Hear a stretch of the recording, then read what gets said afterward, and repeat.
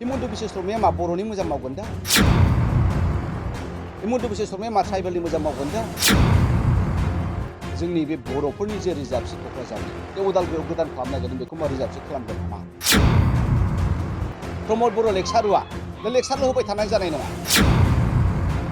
हाग्रामा बिथाङा मैया दाखालिसो एखे RSS लिडारफोरखौ खुलुमलाहैदों। बे BJPजों लोगो जा जोंहा जानाय प्रब्लेम गैया, खिन्थु BJPजों लोगो जानानै बड'लेण्ड सोरजि बे ट्राइबेलनि थाखाय रिजार्भ खालामनाय बे सिटखौ जेरै दं ओरैनो दोनोबा जों ट्राइबेलफोरनि थाखाय मोजां जागोन। आरो जुदि बेखौ आनरिजार्भ खालामबायबा गैला आरो भबिसतआ जोंना बाहायनो खोमसि जाबाय। फंबाय लरेन्स MLA आ, फंबाय जयन्त MLA आ, बा सोरबा उमुक MLA आ, दुर्गादास बर'मोनहा बा आदा मन्त्रि UG ब्रह्ममोनहा, प्रमद बर'मोनहा इमिडियेटलि हिमन्त बिश्व शर्माजों जिरायनानै जोंनि बर'नि 6 सेड्युल एरियाखौ इन्टारेस्टखौ नायनानै ट्राइबेलनि जे रिजार्भ सिटखौ इन्टारेस्टखौ नायनानै सावरायनांगौ।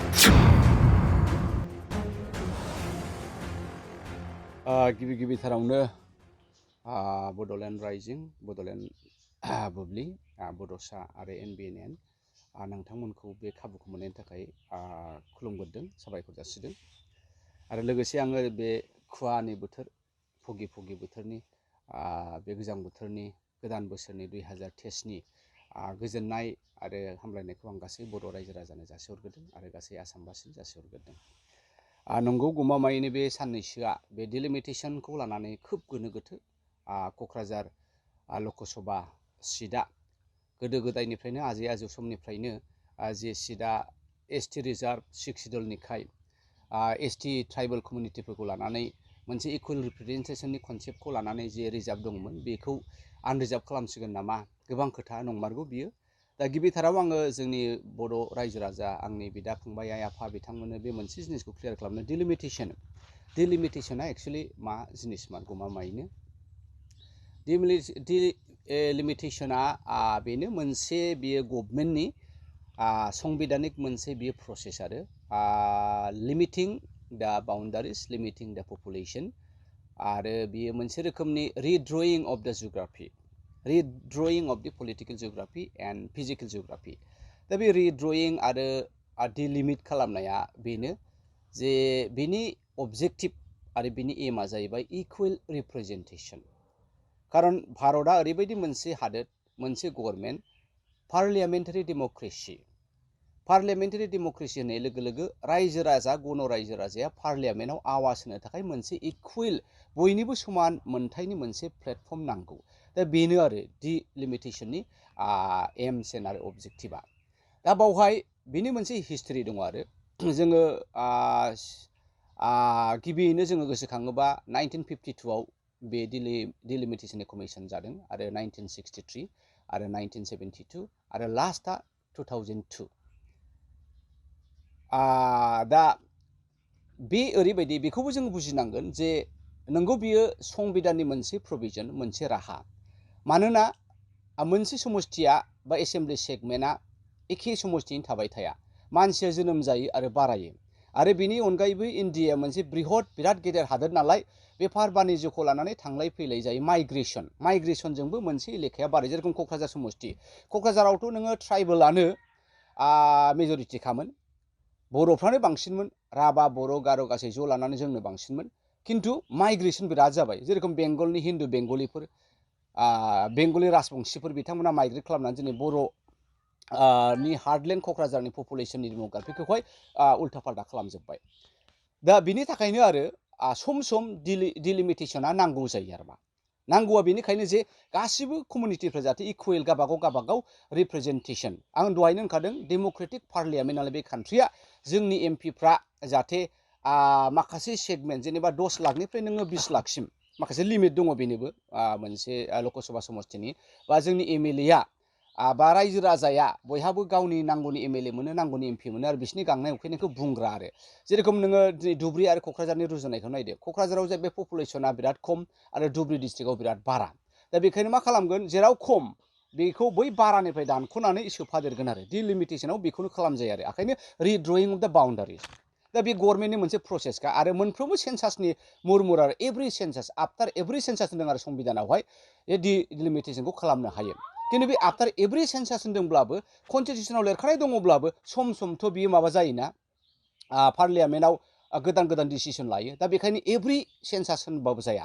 मानोना जोङो 2017आवहाय बे डिलिमिटेसन कमिसनखौ फ्रिज खालामनानै दोनदों, माने दोनथ'दों। बिनि फाइलखौ खाथेनानै दोनथ'बाय, बेखौ दांथ'ला। 2026सिम 2017निफ्राय 2026सिम बेखौ फ्रिज खालामथ'दों, जे बावहाय लकसभाया जेरै दङ बिदिनो थासिगोन, बेहाय आरो सोलाय सोल' जानाय नंला। नाथाय मानो खालामफिनखो? 2019आव जम्मु एन्ड काश्मीरखौ लानानै मानो खालामखो? दा बे खोथा। दा बेहाय बेनो जाहैबाय जे जम्मु काश्मीरा मोनसे रायजोमोन, स्टेटमोन। दा बेखौ इउनियन टेरिटरि खालामनाय लोगो लोगो बाय जिअग्राफिकेल चेन्ज, जिअग्राफिकेल डेम'ग्राफि चेन्ज आरो गोबां जिनिसा सोलाय सोल' जाबाय।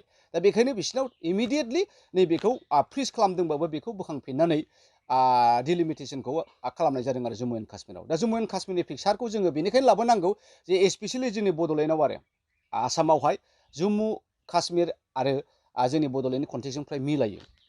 दा आं जम्मु एन्ड काश्मीरनि खोथाखौ बुंग्रोनि। बे ओरैबायदि जिनिस, जम्मु एन्ड काश्मीरावहाय ओरै काश्मीराव बांसिन माइन'रिटि कमिउनिटिया बांसिन जायो आरो जम्मुआवहाय गोबां हिन्दुफोरबो थायो। दा बे मुस्लिम माइन'रिटि आरो जम्मु एन्ड काश्मीर हिन्दु माइन'रिटिफ्रा जाहाथे नांगौ बायदि समान मोनसे रिप्रेजेन्टेसनखौ मोनो, बिनि थाखायनो बे जिनिसखौ खालामनाय जादों आरो। दा बावहाय खिन्थु ओरैबायदिबो गोग्लैयो आरो बे 2017निफ्राय 2026सिमाव जे बे जिनिसखौ फ्रिज खालामनानै दोनदोंमोन, इमिडियेटलि बिजेपिआ बेखौ बोखांफिननानै जे 2019आव जे डिलिमिटेसन कमिसनखौ बियो जिरायदों जम्मु एन्ड काश्मीरखौ लानानै, बेबो मोनसे पलिटिकेल पार्पस थानो हागौ। खारन बेखौ लानानैनो जम्मु एन्ड काश्मीरनि माइन'रिटि सेगमेन्टफ्रा सिगांनि आगुनि गिबि मन्थ्रिफ्रा गोबां माने हिउ एन्ड क्राइ आरो डिबेट खालामदों जे भारत सरकारा जोंखौ डिप्राइभ खालामनो नागिरदों। आरो जोङो नुदों जे बावहाय जम्मु एन्ड काश्मीरावहाय जम्मुआवहाय 6टा गोदान माने लेजिस्लेटिभ कनस्टिटुयेन्सिबो बारायनाय जादों, लकसभा सिटआबो बारायनाय जादों, आरो काश्मीरावहाय 3 बारायनाय जादों। 6टा 7टा नङा, 3आव 9टा गासै।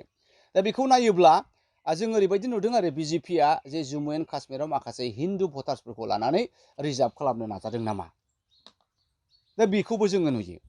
दा बेखायनो जोङो बर'फ्रा गिनांगौआ बेसो जे हिमन्त बिश्व शर्माया बे खाबुखौ, बे एडभान्टेजखौ लादों नामा।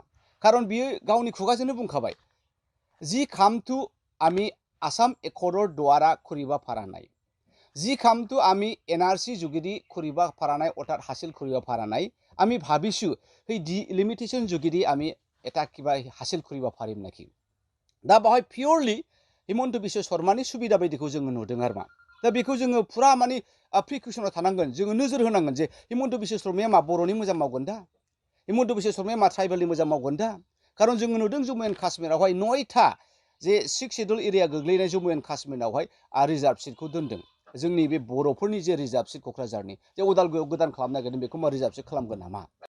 जे आसाम एकर्डनि जुगिदि जों जायखौ खालामनो हायाखै, एनआरसिनि जुगिदि जों जायखौ खालामनो हायाखै, आंहा बेखौनो गिदों जे हिमन्त बिश्व शर्माया माइन'रिटि मुस्लिमखौथ' बे टारगेट खालामखागोन, बोरैबा बोरैबि बिसिनि भटारफोरखौ गावस्रा गावस्रि खालामनानै हिन्दु भटारखौ बांहोनाय। दा थिग बेबायदिनो बड'लेण्डआवबो बोरैबा बोरैबि, जिहेतु क'क्राझाराव नोङो गले गले नब कुमार सरनिया बिसोर देरहालांबायबा होमबा ट्राइबेलफ्रा खम जाबाय नामा, बेफोरनि गोबां खोथाखौ लानानै दा डिरिजार्भ खालामनो नागिरनाया नंमारगौबो जानो हागौ आरो।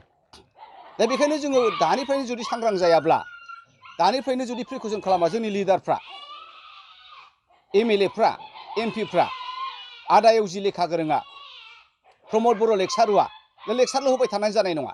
हाग्रामा बिथाङा मैया दाखालिसो एखे आरएसएस लिडारफोरखौ खुलुमलाहैदों। बिजेपिजों लोगो जा, जोंहा जानाय प्रब्लेम गैया, खिन्थु बिजेपिजों लोगो जानानै नों बड'लेण्ड सोरजि, जोंनि थाखाय मोजां मावो, जोंथ' बेखौसो लुबैदों।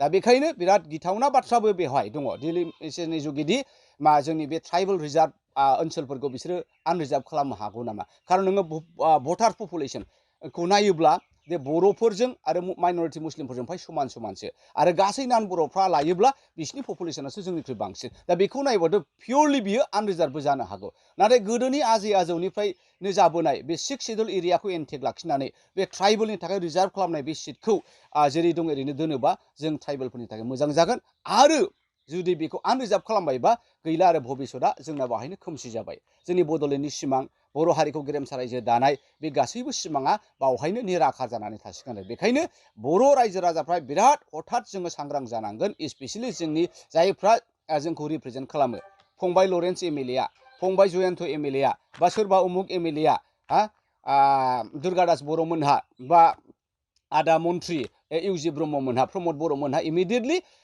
हिमन्त बिश्व शर्माजों जिरायनानै जोंनि बर'नि 6 शेड्युल एरियाखौ इन्टारेस्टखौ नायनानै ट्राइबेलनि जे रिजार्भ सिटखौ इन्टारेस्टखौ नायनानै बिसोर सावरायनांगोन। मैया दाखालिसो आं खोनादों हिमन्तआ हारसिं केबिनेट जिरायहैदों होननानै दिल्लीयावहाय। बे हारसिंनि बिजनेस नङा, बे मोनसे कमिउनिटिनिसो, गासै आसामनि कमिउनिटिफोरनिसो गासै बिजनेस। दा बेखौ नायोबा डिलिमिटेसना नंगौ मोनसे पलिटिकेल पार्टिया गावसिनि पार्टिनि स्वार्थनि थाखाय गोबां हामा खामानिखौ मावनो हागौ आरो मावगासिनोबो दङ। दा बेखायनो डिलिमिटेसनखौ लानानै बर'फ्रा जे गोबां माने सांग्रां जानायनि खोथाखौ बयबो बुंदों जे साबधान जानांगौ आरो जेरैखि जाया क'क्राझारा रिजार्भ थानांगौ आरो उदालगुरिया जुदि गोदानै डिस्ट्रिक्ट जाबायबा बेबो ट्राइबेलनि थाखाय एसटि रिजार्भ जानांगौ होननानै बुंनाया नंगौ, आंबो बेखौनो लुबैदों।